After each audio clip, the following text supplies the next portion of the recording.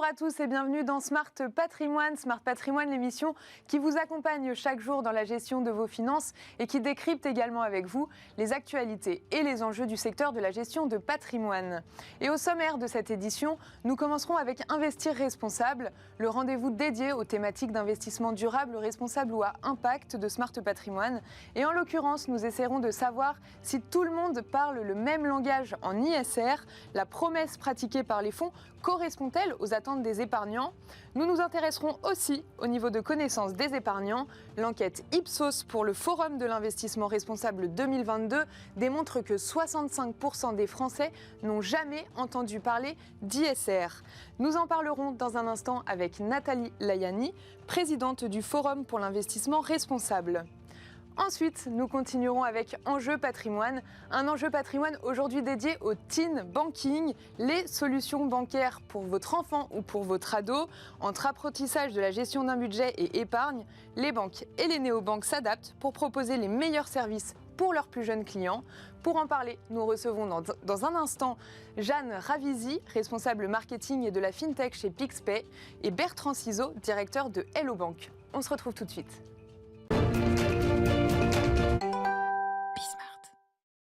Et on commence tout de suite avec Investir responsable, notre rendez-vous dédié aux thématiques d'investissement responsable, durable ou à impact dans Smart Patrimoine. Depuis plusieurs années, l'investissement socialement responsable est sur le devant de la scène, avec une démarche claire, intégrer les critères ESG, environnementaux, sociaux et de bonne gouvernance dans les investissements, avec plus de traçabilité dans ces démarches. Mais voilà, il s'avère que parfois, les épargnants ont du mal à comprendre les choix d'investissement des gestionnaires de fonds, et notamment avec le problème majeur du greenwashing. Et parfois, les fonds manquent donc de crédibilité auprès de l'épargnant.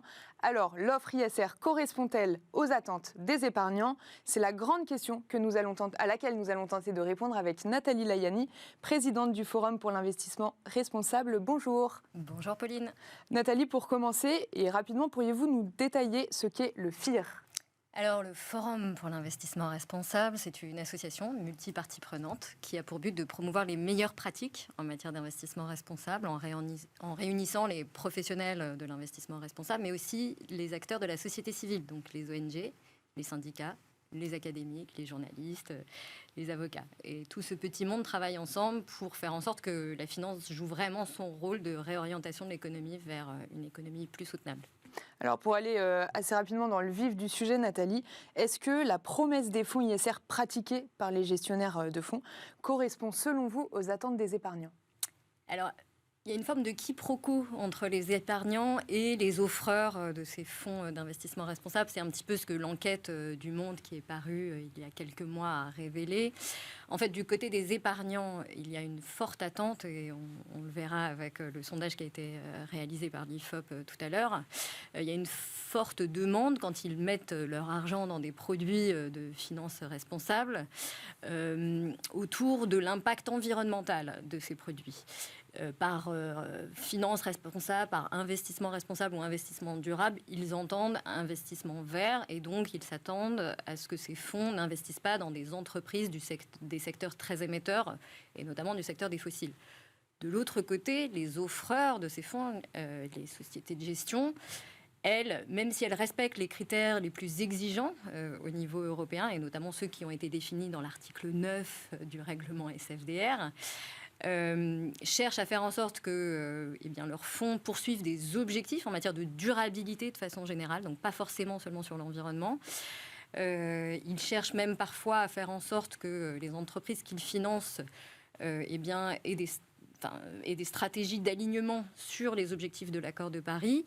Mais vous avez beaucoup d'entreprises qui sont en transition, qui ont des objectifs d'alignement 2 degrés, mais qui sont dans les secteurs émissifs. Et donc il y a ce quiproquo, et l'enjeu, c'est de faire en sorte que les deux s'entendent maintenant et parlent le même langage. Vous avez mentionné rapidement l'article du Monde. Est-ce que vous partagez les conclusions de cet article, de cette enquête ? Alors, les conclusions, comme je le disais, c'est avant tout que dans les fonds qui respectent les critères dits article 9, qui n'est pas encore un label, hein, vous avez en effet des fonds qui financent, comme je le disais, des entreprises des secteurs émetteurs, mais ça n'est pas pour autant que ces fonds ne respectent pas les objectifs de cet article. En fait, cet article demande aux fonds ISR de poursuivre un objectif de durabilité, et tout l'enjeu, c'est de faire en sorte que cet objectif de durabilité soit mieux défini. Elle demande également aux gestionnaires de ces fonds de faire la démonstration qu'ils ont des critères pour mesurer les impacts de ces fonds et respecter les objectifs. Mais encore une fois, ça n'empêche pas que ces fonds financent en fait des entreprises du secteur du pétrole, du gaz qui sont elles-mêmes en transition. Et donc il faut désormais en fait réformer cette législation à la fois à l'échelle européenne et à l'échelle nationale, parce qu'en France on a un label ISR qui labellise aussi en fait toutes sortes de fonds dits responsables, mais qui sur la base de critères qui sont encore très flous et très légers, je dirais, au regard des attentes des épargnants, mais même en termes d'investissement responsable de façon générale. Et puis, il faut petit à petit adosser cette réglementation à la grammaire commune que nous avons désormais pour parler le même langage, à savoir la taxonomie européenne, par exemple, qui définit désormais ce qu'est une activité durable, soutenable. Voilà. Donc il y a un très gros travail à faire pour remettre de l'ordre là-dedans, à la fois à l'échelle européenne et à l'échelle nationale. Alors, selon vous, quelles sont les véritables attentes des épargnants ? Alors, au FIR, chaque année, nous réalisons un sondage justement sur les attentes des épargnants en matière d'investissement responsable avec l'IFOP. Et celui de septembre 2022 a démontré que, bon, d'abord,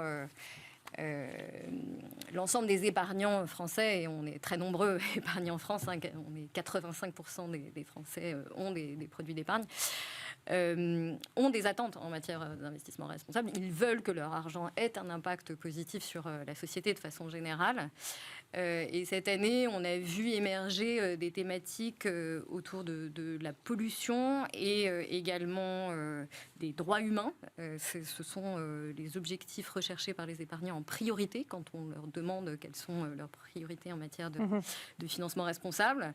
Vient ensuite, bien sûr, la lutte contre le dérèglement climatique, mais également les questions de bien-être au travail.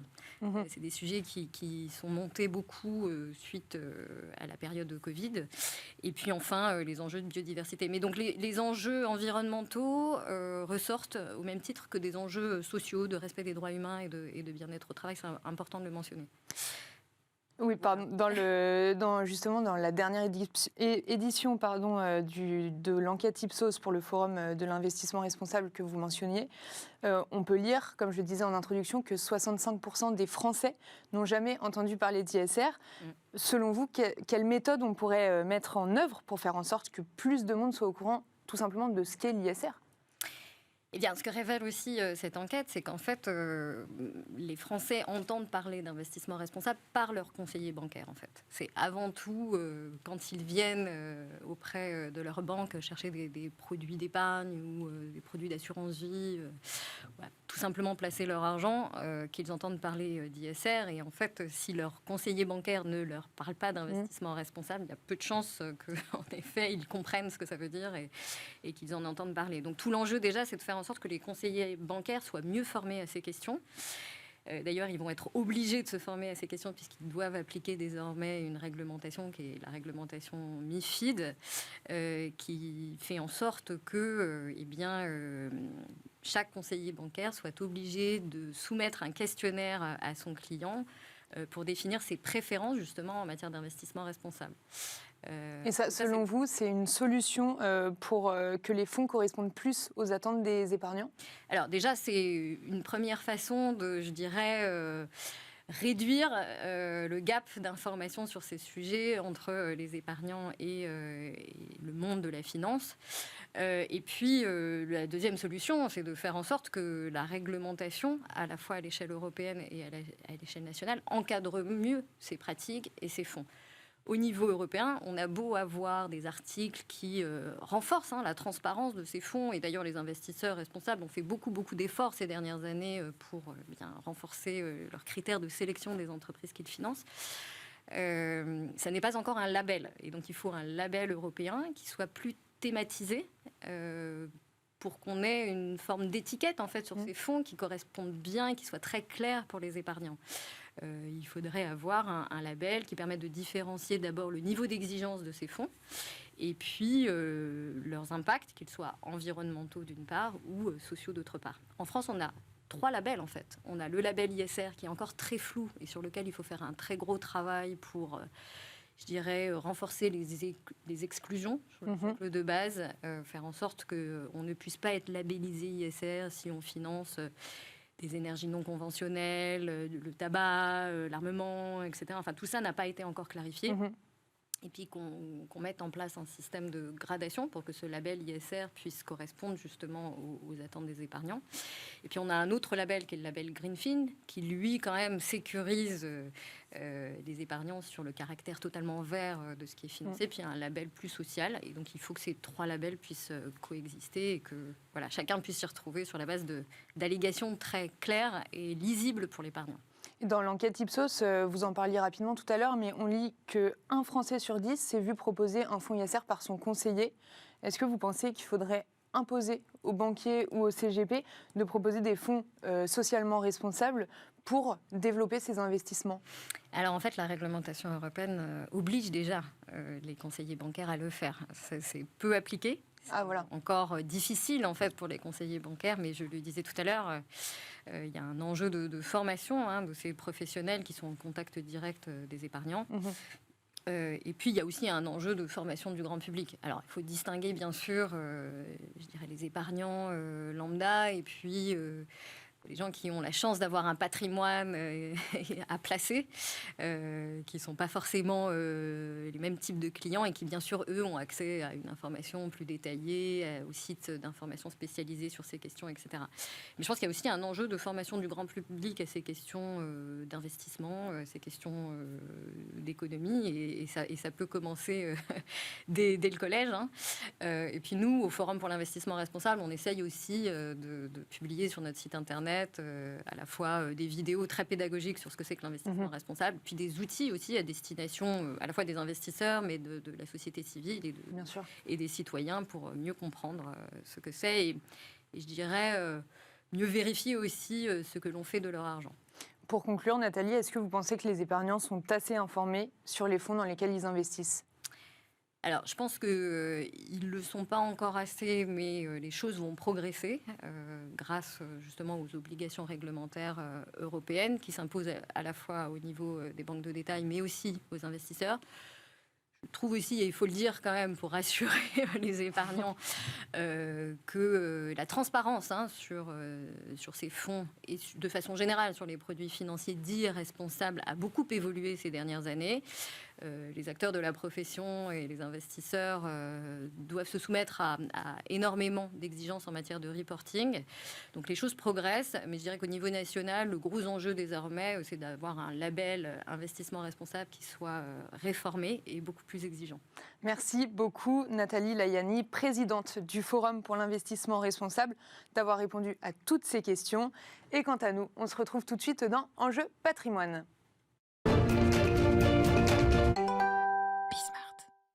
Et on se retrouve tout de suite dans Enjeu Patrimoine, un enjeu patrimoine où nous allons nous intéresser au teen banking, c'est-à-dire les services bancaires proposés aux enfants et ados entre 10 et 18 ans, souvent avec des solutions adaptées pour leurs âges, carte de crédit, applications en temps réel, autorisation des parents requises. Les banques et les néobanques s'adaptent pour proposer les meilleurs services pour leurs plus jeunes clients.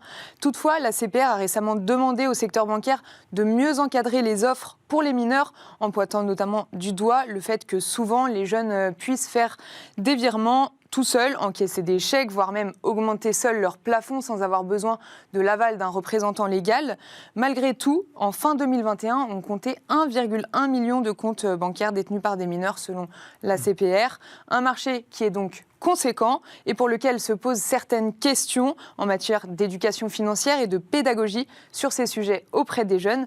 Et pour en parler, nous sommes ravis de recevoir sur le plateau de Smart Patrimoine Jeanne Ravisi, responsable marketing de la FinTech chez Pixpay. Bonjour Jeanne. Bonjour.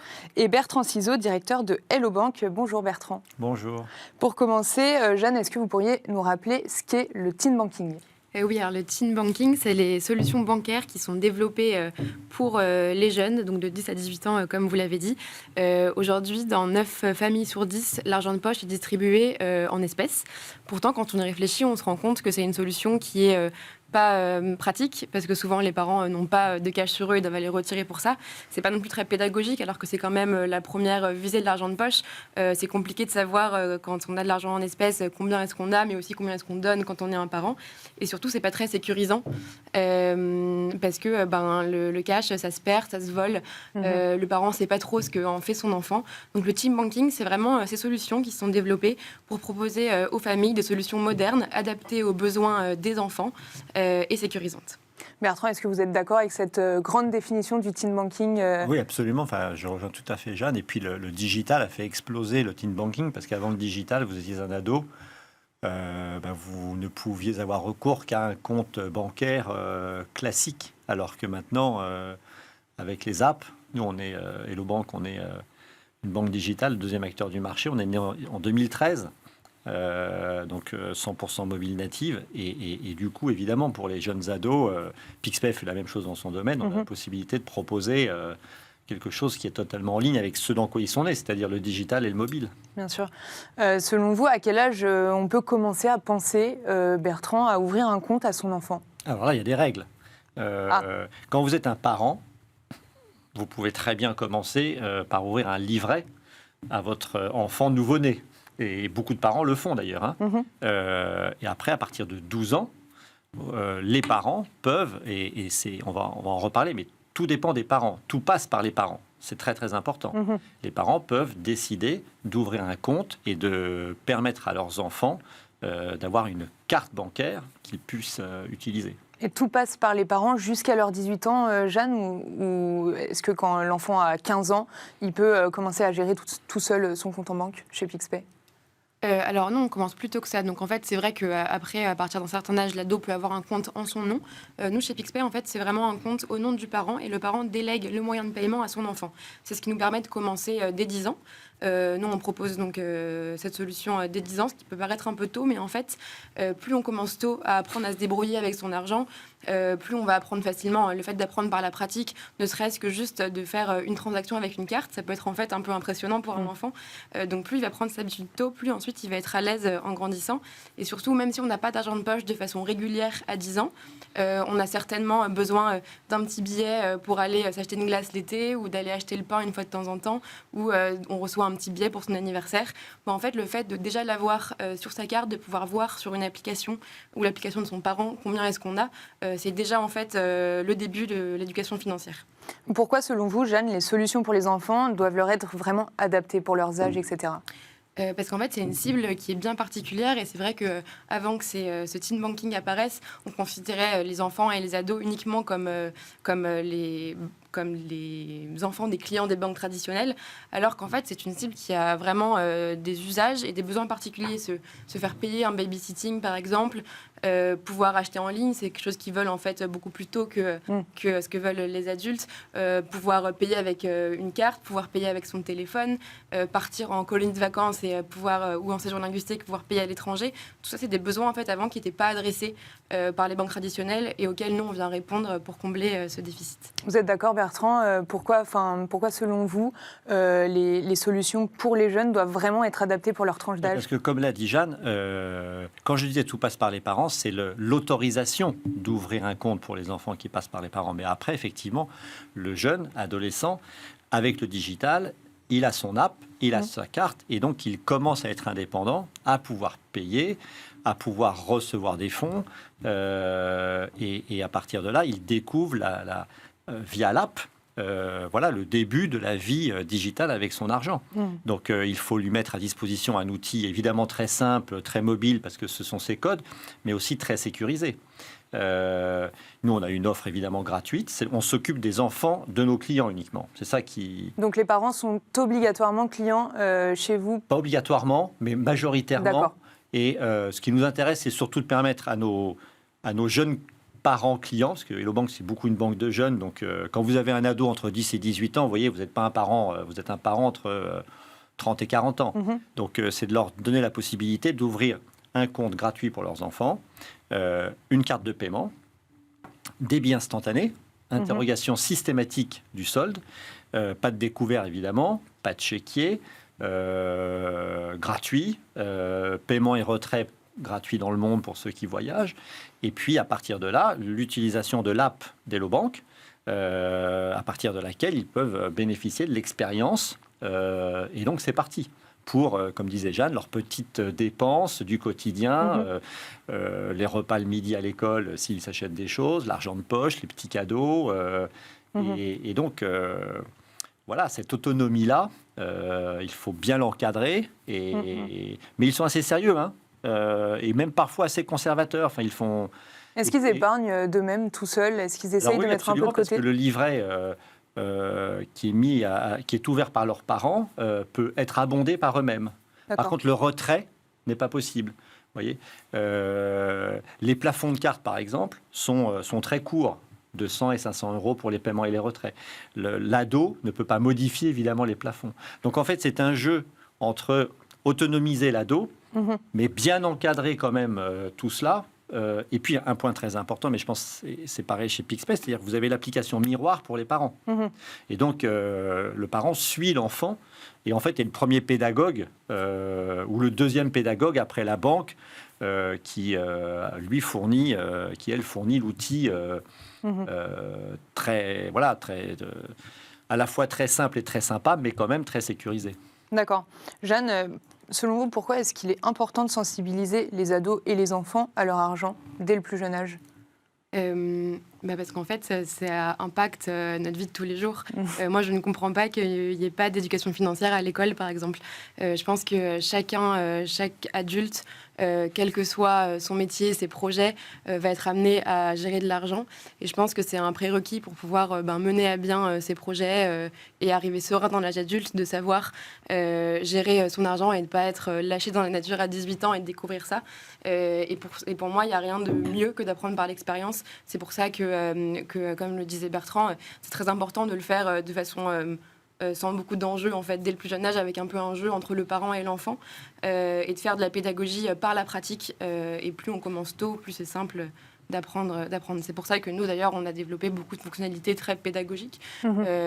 Donc, par exemple, le parent va pouvoir envoyer à son enfant une mission en lui disant si tu m'aides à repeindre un mur à la maison, je vais te donner un petit peu d'argent, par exemple. Et l'ado peut aussi, s'il veut gagner un peu d'argent, proposer à son parent, si je te rends ce service-là, est-ce que tu acceptes de me donner 5 euros en échange?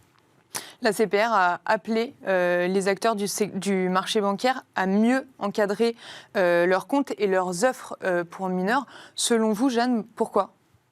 Alors, je ne suis pas la CPR, mais je pense qu'ils ont raison, parce que c'est vrai que c'est une cible particulière et qu'il faut particulièrement protéger, notamment maintenant qu'il y a de plus en plus de fraudes en ligne.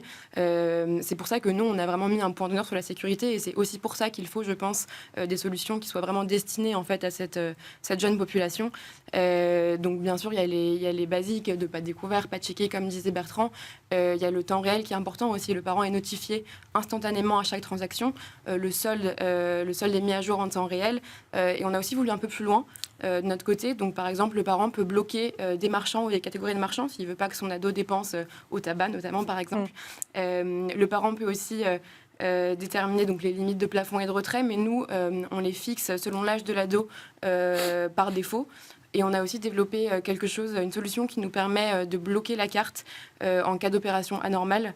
Et la carte est débloquable dans l'application en un clic aussi, en cas de perte ou de vol. Et selon vous, quels sont les grands risques du coup auxquels peut faire face un ado ou un enfant avec son compte bancaire, avec sa carte bancaire tous les jours ?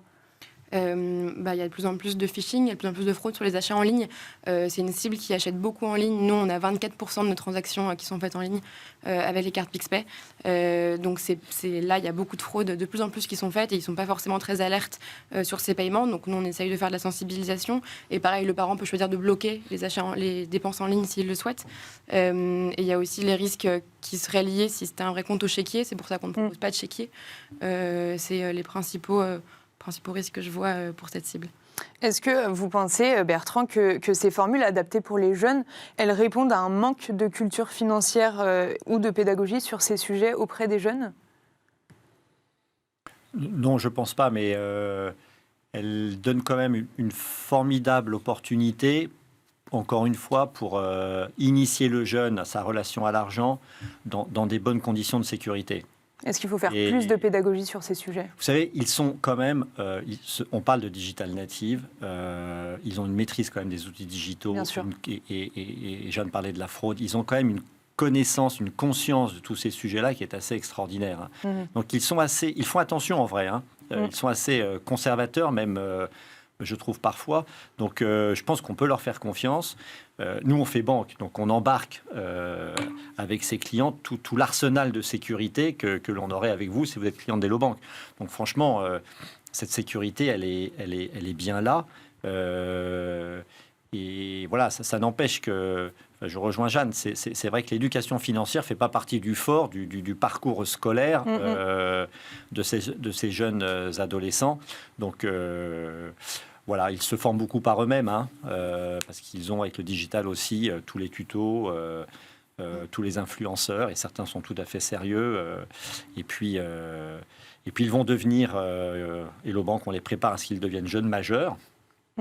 Et ça, c'est aussi très important, parce qu'à 18 ans, d'un coup, d'un seul, vous ça va devenir des vrais clients. Vous n'avez plus de tuteur. Donc, vous êtes livré à vous-même avec les décisions qui seront les vôtres. Alors, à ce moment-là, chez Hello Bank, ils passeront à une autre offre plus large, qui reste sécurisée, qui pourra d'ailleurs rester gratuite aussi s'ils le souhaitent, toujours instantanée. Le point de l'instantanéité, il est super important, parce que d'abord, ces jeunes-là, ils vivent dans l'instantanéité tous les jours, mais c'est un très bel outil de sécurité, comme le disait Jeanne, parce que du coup, tout le monde est informé dans la seconde. Les parents, la banque et évidemment le jeune. Bien sûr. Comment faire, Jeanne, vous avez un peu déjà détaillé ça tout à l'heure, mais comment on fait pour apprendre la gestion d'un budget à un enfant, très concrètement, chez Pixpay? Moi, encore une fois, je crois vraiment beaucoup à la pédagogie par la pratique. Je pense qu'on retient mieux et que c'est plus simple de faire ces expériences plutôt que de les apprendre. Donc, Bertrand l'a dit très justement, c'est vrai qu'il y a de plus en plus de ressources sur les réseaux sociaux, notamment pour l'éducation financière. Pour autant, c'est vrai qu'il peut être parfois un peu compliqué de faire la part des choses entre les contenus qui sont bons et pertinents et ceux qui ne le sont pas. Donc vraiment, je crois à la pédagogie par la pratique. Donc, de façon concrète, le jeune, avec son application Pixpay, va pouvoir voir ses postes de dépenses mensuels, leur évolution, définir des objectifs pour mettre des sous de côté chaque mois, économiser pour un projet en particulier. Il va aussi pouvoir suivre l'empreinte carbone de ses dépenses, parce qu'apprendre à dépenser, c'est aussi se rendre compte que sa consommation a un impact, et avoir un bilan carbone à la fin du mois qui est comparé avec les autres ados de son âge. Donc c'est vraiment avoir cette vision globale sur combien d'argent j'ai, comment je le dépense, combien d'argent je gagne, et comment je fais pour m'améliorer au fil des mois. Je pense quand même qu'il y a un déficit d'éducation financière, et d'ailleurs, aujourd'hui, il y a 4 adultes sur 5 en France qui pensent qu'ils manquent de connaissances sur les questions financières. Donc c'est pour moi vraiment important de le faire mieux pour la future génération. Merci beaucoup Bertrand Ciseaux, directeur de Hello Bank, et Jeanne Ravisi, responsable marketing et de la FinTech chez Pixpay, d'avoir répondu à toutes ces questions sur le plateau de Smart Patrimoine. Et quant à nous, on se retrouve très vite sur Bismart pour un nouveau numéro de Smart Patrimoine. À très vite.